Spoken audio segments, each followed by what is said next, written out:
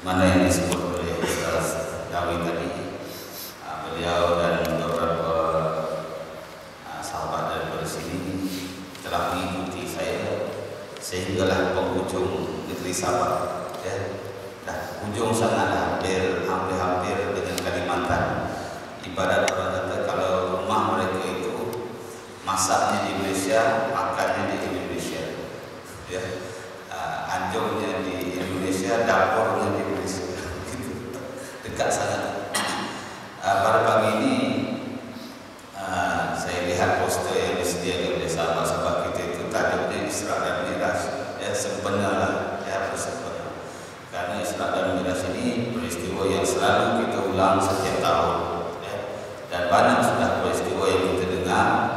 Kalau ikut guru saya dulu mengajar tentang Isra dan Miraj ini, dia mulakan lepas Isya, sama macam mulanya Isra dan Miraj itu, habisnya waktu subuh.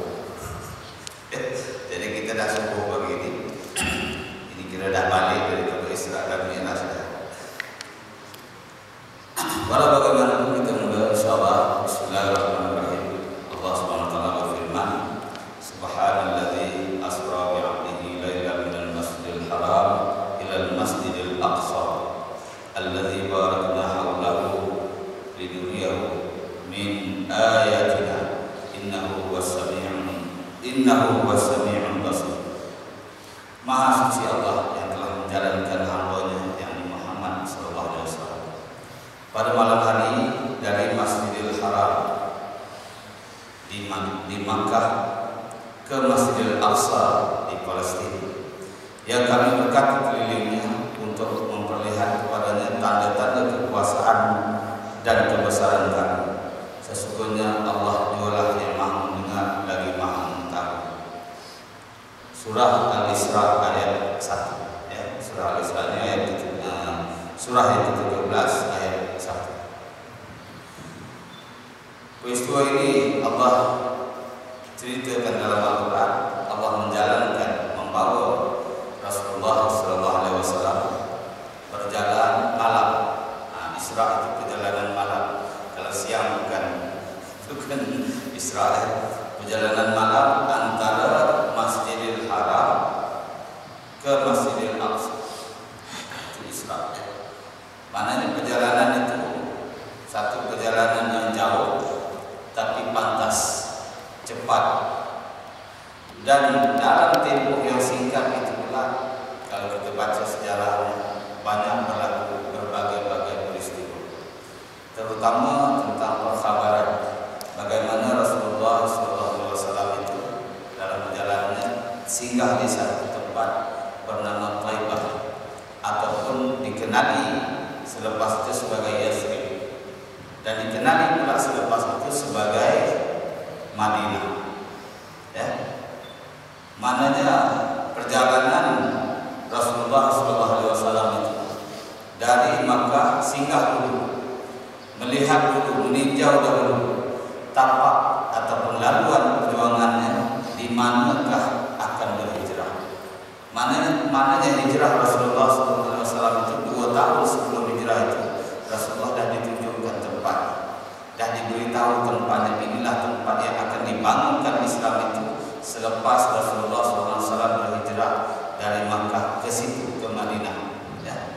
Dan Madinah itu dinamakan Madinah dari perkataan Madan, atau dibangsakan sebagai Madani, yang bermaksud modern. Jadi orang Inggris ambil perkataan Madani itu atau Madinah itu, ya, dalam perkataannya modern, maksudnya maju. Dalam bahasa Arab maksudnya bandar. Madani orang bandar, Badawi orang kampung, ya. Arab Badui itu orang Arab kampung. Gitu. Jadi perjalanan ini bukan satu perjalanan biasa. Ini satu perjalanan luar biasa, satu perjalanan yang menunjuk jalan perjuangan, menunjuk hal tuju kemana perjuangan Islam itu akan pergi, kemana Rasulullah SAW itu akan berhijrah selepas itu. Kita sentuh perkara yang jarang-jarang disentuh, ya. Selalu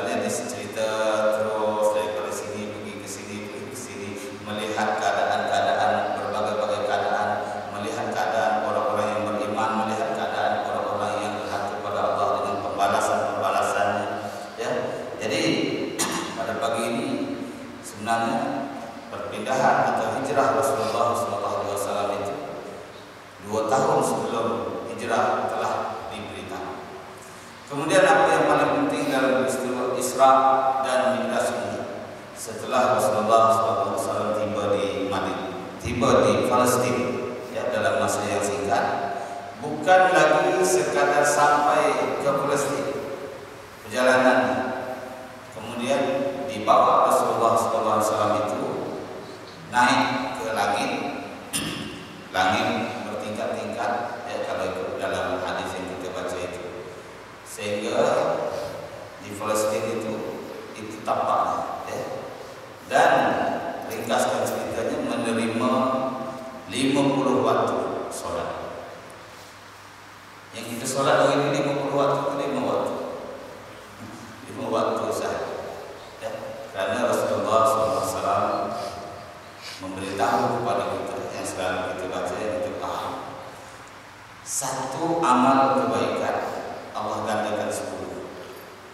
Maknanya 5 waktu kali 10 sama dengan nilainya 50 waktu. Meninggalkan 1 waktu sholat sama macam meninggalkan 10 waktu. Sebab itu meninggalkan sholat ini satu perkara yang sangat besar dosa, ya. Satu waktu, tinggal 1 waktu subuh macam meninggalkan 10 waktu, ya. Sebab hukum asalnya 50, bukan 5. Cuma diringankan menjadi 5 supaya mudah kita buat sesuai dengan keadaan umat kita yang akhir zaman. Yang Nabi Allah Musa berkata kepada Rasulullah SAW, umatmu tak akan sanggup, ya. Sedangkan umat Nabi Musa Bani Israel itu badannya besar-besar, kuat-kuat, pun tak sanggup. Ini kan 50 waktu. Umatmu tak akan sanggup, umatmu tidak akan sanggup, kata Nabi Allah Musa, dan minta dikurang sampailah 5 waktu saja yang ditinggalkan, yang diperintah kita. Jadi ibadah sholat itulah satu hadiah daripada Allah SWT kepada umat ini, kepada umat akhir zaman ini, dan itulah satu perkara yang paling penting ataupun satu jalan yang terbaik untuk membaiki manusia. Allah Maha mengetahui, ya, macam mana sholat itu boleh baiki manusia. Allah SWT berfirman dalam Al-Quran, a'udzu billahi minasyaitonir rajim, inna sholata tanha 'anil fahsya'i wal munkar. Sesungguhnya sholat itu mencegah daripada perbuatan keji dan munkar, ya. Jadi selama ini kita sekadar membaca, tapi bagaimana kita nak paham sholat itu boleh menyelesaikan masalah masyarakat. Segala kekejian, segala kemungkaran, penipuan, rasuah, bunuh, berperang, bergaduh, bagaimana sholat itu menyelesaikan masalah orang yang kata dapat mencegah fahsya dan munkar itu, perbuatan yang keji dan munkar itu, mana segala-gala kemungkaran, segala-gala kekejian dapat dihapuskan. Di mana, dari mana, dan bagaimana sholat itu menyelesaikan masalah itu? Sebenarnya, ya, secara ringkas di pagi ini, sholat itu antara tujuan terpenting mendatangkan rasa kehambaan dalam hati. Kalau seorang itu sholat tanpa rasa dia itu hamba Allah, apa arti dia sholat? Kita meletakkan dahi kita di satu tempat yang paling rendah, sama dengan kaki kita, tempat yang kita pijak, ya. Kalau masih lagi rasa dalam hatinya ada rasa tuan, ya, rasa rasa sombong, sepatutnya tidaklah begitu, ya. Sepatutnya merendah diri, sujud sampai rasa kita ini benar-benar hamba.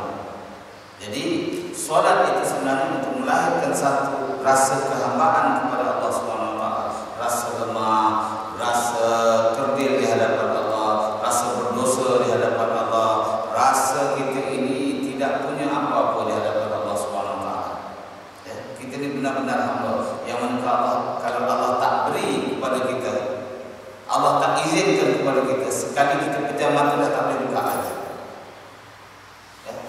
Tak ada apa-apa kita, tak ada apa milik kita sebenarnya. Sampai nak menggerakkan mata, Allah juga yang berkuasa menggerakkan. menggerakkan, bukan kita sendiri. Buktinya kalau dah tutup, dah tak boleh buka. Allah tak izin, tutup terus. Sama ada tutup bernyawa jadi buta, tapi kalau tutup dah tak bernyawa jadi mati. Itu saja. Rasa perlu dibangunkan melalui ibadah solat itu. Kemudian satu lagi rasa yang perlu ada dalam solat itu.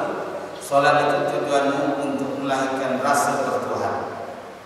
Kalaulah kita menyembah Allah tapi tak rasa kita menyembah Tuhan itu, mana sembahyang kita ini bukan satu penyembahan sebenarnya, kosong, ya, tak ada rohnya.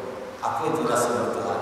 Rasa Allah Maha Esa, rasa Allah itu Maha berkuasa, Allah itu Maha perkasa, Allah itu Maha besar, Allah itu Maha gagah, Allah itu Maha segala-gala yang sesuai dengan sifat kesempurnaan Allah Subhanahu wa taala.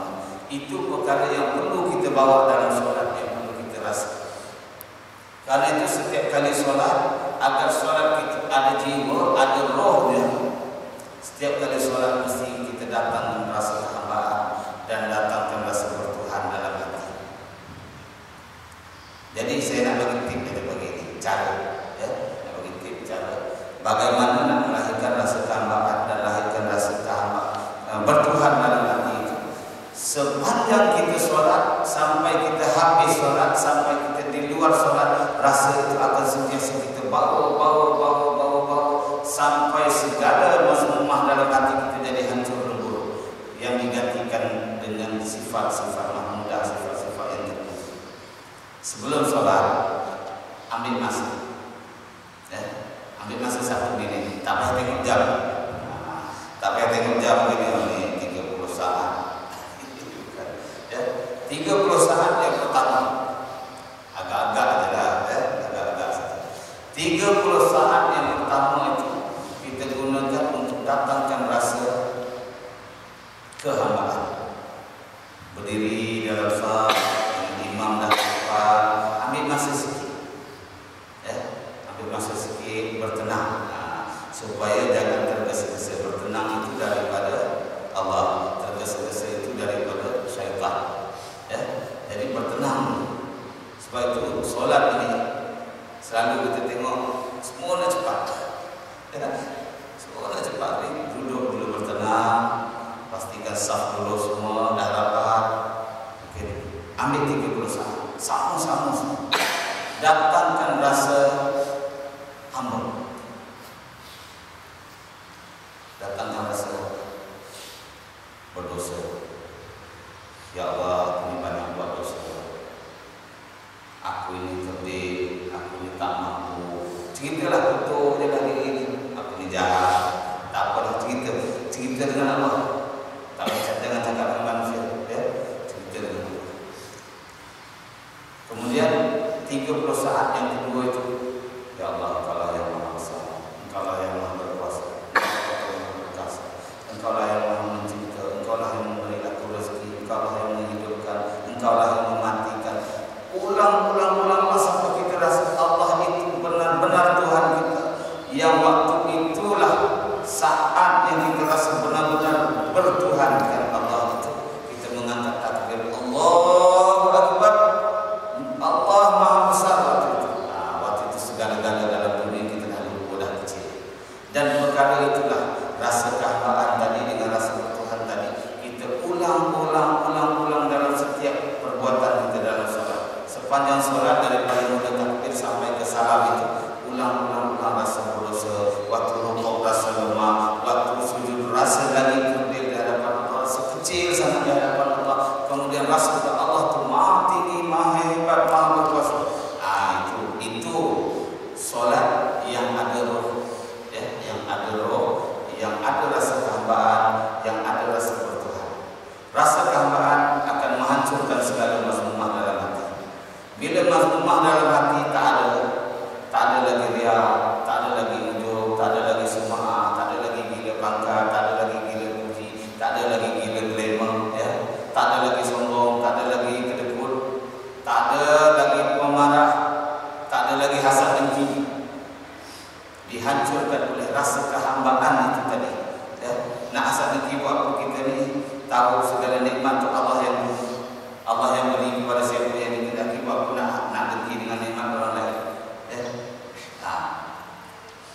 Tak ada lagi sombong nak buat sombong. Kita ni nak sombong pun minta maaf cakap lah. Hebat macam mana pun tak usah tak. Rasa macam tu sampai rasa hina, sampai boleh kita rasa lebih hina daripada anjing. Sebab itu orang-orang yang tawaduk itu kalau tengok anjing, ya Allah, dia lagi mulia lah daripada saya. Pasal apa? Anjing itu kalau mati dia di tanah, dia tak ada persoalan, tak ada dosa, tak ada apa. Walaupun kita anggap najis. Memanglah najis di sisi syariat, tapi di sisi Allah dia lagi mulia daripada kita.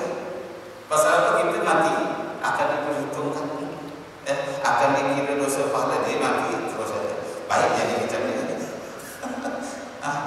Sebab itu antara yang tawaduk, kita dengar kata-kata Sayyidina Umar bin Khattab, alangkah baik kalau aku ni hanya jadi daun-daun, aku jadi rumput-rumput. Bila mati dah tak ada soal apa lagi. Aku itu orang yang tawaduk sangat pada Allah. Jadi melahirkan rasa kehambaan itu sehingga hancur segala semua sifat-sifat yang tertinggi dalam hati. Kemudian rasa bertuhan di dalam solat itu melahirkan pula sifat-sifat mahmudah. Rasa Allah itu maha hebat, maha besar. Jadi kita jadi seorang yang tawaduk. Rasa Allah itu maha memberi nikmat, jadikan kita seorang yang bersyukur pada Allah. Rasa Allah itu maha mendidik, mengaruniai kita dengan pujian-pujian, menjadikan kita seorang yang sabar di sisi Allah SWT. Rasa dan tahu bahawa Allah itu maha pemurah dengan hamba-hambanya, maka sifat pemurah itu kita dipinjamkan kepada kita. Mudah-mudahan kita juga jadi pemurah di sisi Allah SWT. Kalaulah dalam dunia ini semua orang macam itu, ya, tak ada bakhil, tak ada kedekut, tak ada rasa dengki, tak ada rasa nak marah orang, tak ada rasa nak bunuh orang, mengata orang pun tidak, jangan mengata nak jentik orang sikit pun tidak. Semua manusia akan jadi baik. Itu yang Allah masuk dalam Al-Quran, inna sholata tanha 'anil fahsya'i wal munkar. Sebenarnya solat itu mencegah dari perbuatan yang keji dan munkar. Baru kita dapat hilangkan kekejian, baru dapat hilangkan kemungkaran. Selama ini bila sebut keji munkar nampak orang lain, tak nampak kemungkaran dan kekejian dalam diri sendiri. Selalu dia begitu. Oh, syarah cerita mencegah kemungkaran. Wah, kita nampak orang tu mungkar, tapi tak nampak diri sendiri mungkar. Ya, jadi begitu ya. Itu antara intipati Isra dan Mi'raj yang penting sekali. Jalan-jalan perjuangan Rasulullah SAW dah diberitahu dahulu. Sifat-sifat manusia digelari oleh Rasulullah. Ya. Itu yang cerita tentang manusia beriman, manusia tak beriman dapat balasan begini. Ya. Orang datang melihat satu kaum yang menanam dan dapat hasil yang begitu banyak berganda-ganda. Itu dicerita sifat-sifat baik manusia, sifat-sifat jahat manusia. Akhir sekali diberikan ibadah solat itu sebagai satu kesimpulan nak mengatasi segala perkara-perkara negatif dalam manusia ini dan nak bagaimana nak mendatangkan mahmudah atau kebaikan dalam manusia. Sebab itu ada kesinambungannya itu.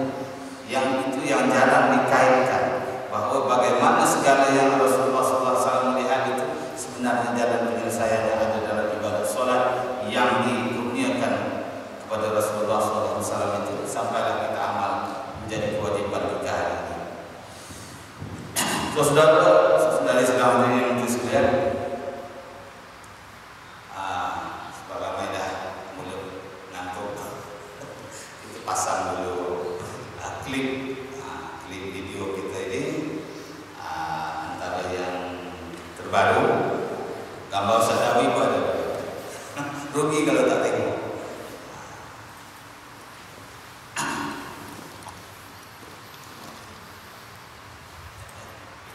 Pasang sound.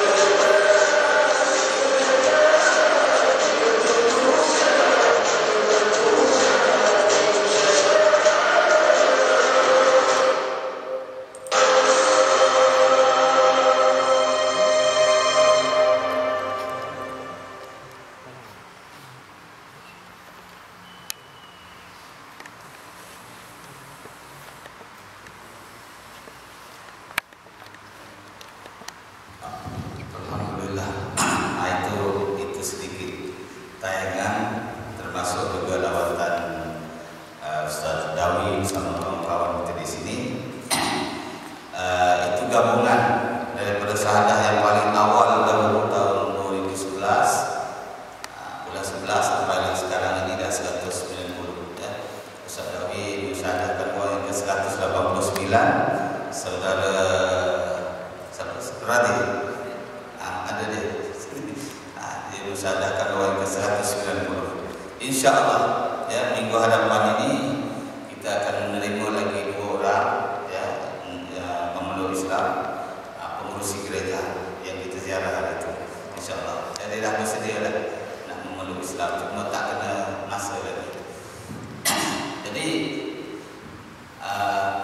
dari Isra dan Mi'raj kita belajar perjuangan ya, gambaran-gambaran dah diberitahu lebih dahulu. Begitulah dalam kita berjuang menegakkan Islam ini. Sebenarnya pejuang-pejuang Islam ini biasanya sudah tahu, dah ditunjuk jalan. Cuma jalan itu saja yang perlu ditempuh. Allah dah aturkan kepada kita. Ya. Cuma masalahnya kita dalam berjuang sering mencari jalan sendiri. Fikir-fikir macam mana nak buat, macam mana nak buat. Sedangkan acuannya itu telah Rasulullah SAW tunjukkan. Kita orang-orang Melayu ini ada peribahasa. Selalu kita belajar bagaimana kuih, begitulah bagaimana acuan, begitulah kuih. Kalau acuan kita itu bentuknya macam ikan, keluar kuihnya macam ikan. Kalau macam bunga, keluar kuihnya pun macam bunga. Dia tak ada bila acuan kuih itu macam bunga, keluarnya macam sebuah kereta bentuk lain. Ya, tak mungkin. Ya, pada adatnya begitu. Kecuali kuih hangus. Kalau kuih yang baik. Jadi bagaimana acuan kita? Ikut acuan Rasulullah SAW. Kalau kita berjuang ikut acuan Rasulullah, jadilah hasilnya sama macam yang Rasulullah SAW tunjuk dan buat, yang diterbit atau dilaksanakan oleh para sahabat radhiyallahu anhum. Itu antara ya, yang supaya kita dapat memahami bahawa apa yang Rasulullah alami semasa peristiwa Isra dan Mi'raj itu dapat kita bawa dalam kehidupan kita, dalam perjuangan kita, dalam cara kita nak menegakkan Islam. Ujian, cabaran memang banyak, ya, tapi bantuan Allah juga banyak. Jadi itu antara intisari Isra dan Mi'raj yang kita bawa dalam dakwah ini sampai kita buat di persiangan Sabah. Sebenarnya menegakkan Islam itu bukan sekadar berdakwah. Dakwah itu jalan, ya. Jalan utama. Rasulullah SAW seorang diri berdakwah mula-mula, diikuti oleh istri dia, diikuti oleh para sahabat yang paling rapat, Sayyidina Abu Bakar, diikuti pula oleh orang-orang yang lain. Orang yang kenal Sayyidina Bilal bin Rabah, ya, seorang hamba. Maknanya dari awal lagi berbagai golongan, ada golongan bangsawan, ya, ada golongan hamba mengikuti. Gabungan itu lahirlah berbagai-bagai manusia yang beriman, yang tanpa darjat, hanya darjat di sisi Allah, tanpa mengira darjat di sisi manusia. Jadi daripada sanalah kita dapat lihat bila Islam dibangunkan, dakwah itu dibangunkan, manusia beriman. Bila manusia itu beriman, ya, mereka perlu menyembah Allah, dan cara menyembah Allah dalam Islam ini adalah solat, sembahyang. Setelah solat itu dibangunkan, dari solat itu lahir pula berbagai-bagai kemajuan dalam kehidupan. Itu solat itu dalam fardu ain, tapi dari solat itu juga lahir fardu kifayah. Macam mana? Bila seorang itu nak solat, ya, bila seorang itu nak solat, mesti dia bersuci.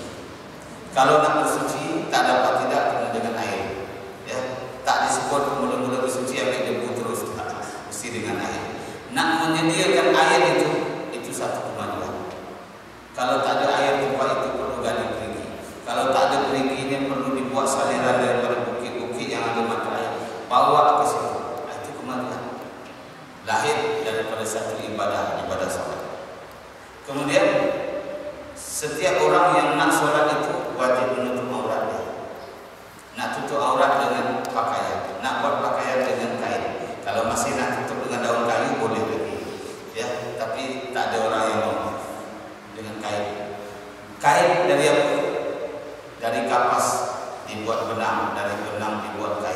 Wajib ada pula orang yang mengusahakan ladang kapas. Wajib ada orang mengusahakan benang. Ada orang yang mengusahakan kain. Ada orang yang mengusahakan menjahit sampai kita boleh pakai sampai kita menutup aurat untuk menyembah Allah Subhanahu Wa Taala. Lahir dari kemajuan. Jadi daripada satu ibadah, ya, lahir kemajuan. Kemudian manusia-manusia yang sudah beriman, Allah perintahkan makan yang halal. Kalau dulu di Sabah itu kebanyakan macam-macam dimakan. Saya cerita dengan Ustaz itu, ular-ular di sana besar-besar kan.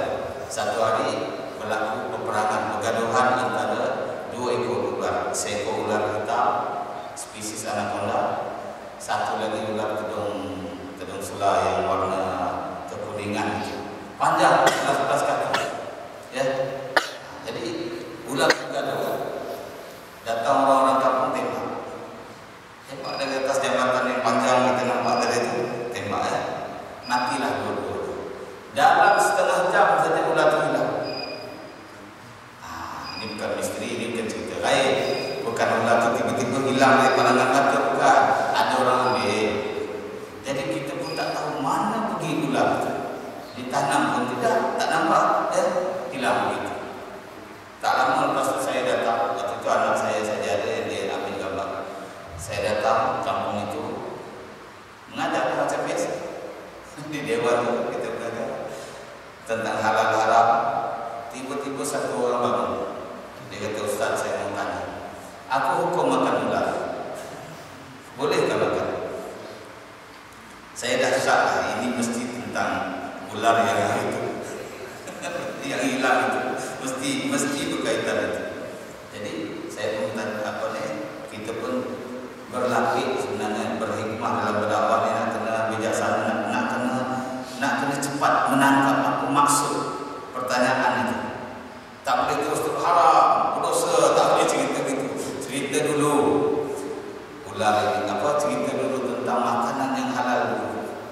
Allah jadikan kijang, Allah jadikan busa, jadikan pelandu, jadikan kancil, jadikan apa ni, burung-burung, segala yang halal-halal, cerita dulu begitu banyak. Ya, saya pun tak ingat berapa banyak yang saya sebut sampai dia nampak, oh yang halal ni memang banyak. Ya, tiba-tiba yang satu ni, ular ni kita pun cerita sifat ular tu membelit, kemudian sifat ular tu beracun, sifat ular itu berbahaya, sifat ular itu ganas. Sebab itu Allah tak bagi kita makan. Banyak lagi yang apa? Banyak lagi yang baik, halalan thayyibah. Ya, yang halal lagi baik, lebih banyak lagi. Bila sebut saja, saya istihar saja kalau begitu, sebenarnya ular itu Allah larang makan, haram. Masing-masing tunduk, masing-masing tengok muka kawan. Siapa yang makan ular itu? Punya banyak. Ya.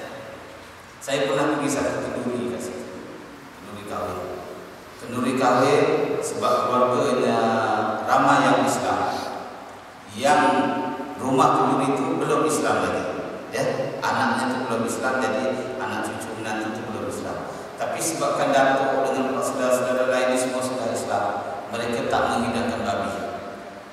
Babi je tak ada, yang lain semuanya. Kalau ikan, macam-macam jenis ikan dijeruk.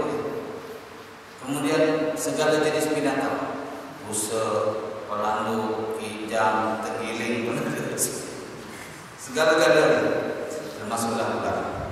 Ya, saya dijemput makan tu, nampak ular tu berkeping-keping, besar-besar pinggan. Besar mana ular? Dia kata cari di anak sungai malam-malam pakai parang ni, potong ular sawah, berkeping-keping, macam daging burger, tapi besar pinggan, besar-besar.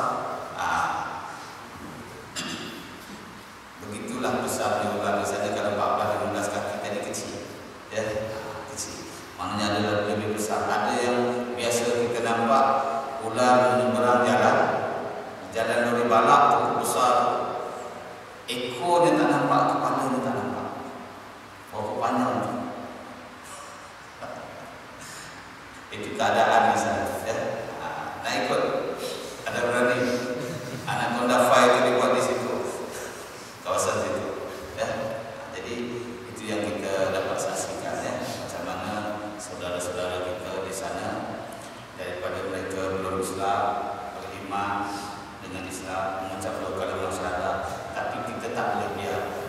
mereka sholat. Lepas didik mereka sholat, didik pula hukum makan sampai mereka taat.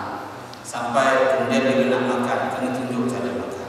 Bila nak berburu, tunjuk cara berburu cara Islam. Bila nak sembelih binatang, buat khusus sembelih binatang. Bila ada orang mati, buat khusus mengurus jenazah. Baru ni 3 hari sudah meninggal seorang saudara kita di sana, ya, meninggal seorang, pakcik itu lama sakit sebenarnya. Mak kepada Amparing yang jaga putih, mak dia meninggal, ya, dah lumpuh dah 2 tahun. Dia meninggal genap 4 tahun menerus. Dia memeluk Islam, tak silap saya 1 Syaban, dia meninggal juga 1 Syaban. Jadi selama ini orang di situ kalau meninggal kadang-kadang seminggu baru diluruskan. Sebab jauh, ya, jabatan agama nak datang jauh. Sebab tak ada orang yang pandai. Kemudian nak dapatkan satu set mengurus jenazah dengan kain kafan semua tak ada. Tapi alhamdulillah pada bulan 1 dulu kita dah sedia awal-awal. Tiap-tiap tempat kita dah bagi di Nanduk, di Persiangan, semua dah ada set. Kemudian kita latih mereka di Kampung Padang, di Salong, semua datang belajar. Alhamdulillah jenazah nenek yang meninggal itu dapat diuruskan malam dia meninggal, tengah hari sudah kubur. Ya, didik mereka. Jadi kita tidak biar begitu-begitu sampai terbiar bertahun-tahun. Semayang pun tak tahu, nak makan pun tak tahu. Ya, sampaikan dia orang tahu, dia tak boleh makan kambing, yang lain boleh makan. Hidang boleh makan. Jadi begitu, ya. Makanan halal perlu dibuat, pasar perlu dibina, fardu kifayah yang lain, kesehatan, pendidikan perlu dibuat. InsyaAllah sekarang ini kita sedang membina asrama yang nampak Ustaz Dawi akan lakukan itu untuk membina asrama. Jadi sekarang InsyaAllah siap saja asrama, kita akan bina sekolah, kemudian kita akan bina perumahan. Anak-anak yang mu'alaf di situ akan kita didik di dalam lingkungan suasana Islam, InsyaAllah, ya. Nak tayang lagi ke tak ya? Dah masa dah. Jadi dah nak masuk kelas, dah 5 minit lagi kan. Jadi insyaAllah itu sajalah perkongsian kita pagi ini. Siapa nak kopi klip video tadi